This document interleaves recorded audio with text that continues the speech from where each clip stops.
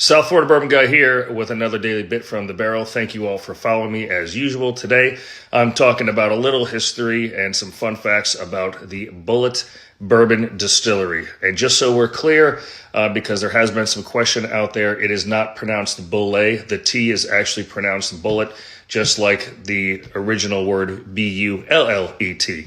Again, the family was initially going to name it like the correct spelling of Bulleit. They got into some legal action. They threw in the extra I, and there you have it, Bulleit Bourbon Distillery. So, story starts back in the 1830s with Augustus Bulleit.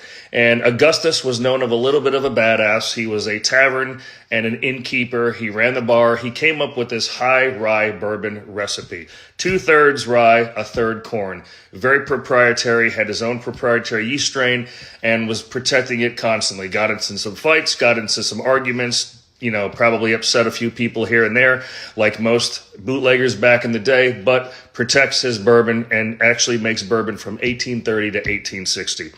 Gets in a boat and decides he wants to sell the bourbon downriver, goes to New Orleans, and he is never seen again. Countless searches go on for several weeks. He's never found with his bourbon. He stacked his barrels of bourbon in his boat and again just disappeared. Many, many, many years later, now we're going to fast forward to about the 1980s, his great-great-grandson, Thomas Bulleit, decides to revive the family recipe, but instead of 2/3 rye, flips the recipe, the mash bill around 2/3 corn and 1/3 of rye. And still today, the mash bill comes in around 28% rye. It's one of the highest bourbon mash bills to date of that area. There's a distillery in Lebanon, Kentucky, as well as Shelbyville. So now the distillery opens up, he revives the recipe, and Bulleit Bourbon is born again. So a couple other fun facts. The label that you see, and like the one here in front of me, is tilted or at an angle for a reason, because it said back in the day it makes the font a little bit better and it's easier to see from across the bar.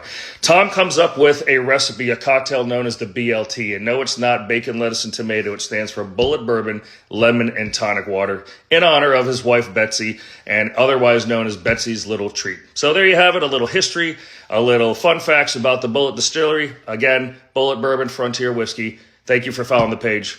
South Florida Bourbon Guy, out.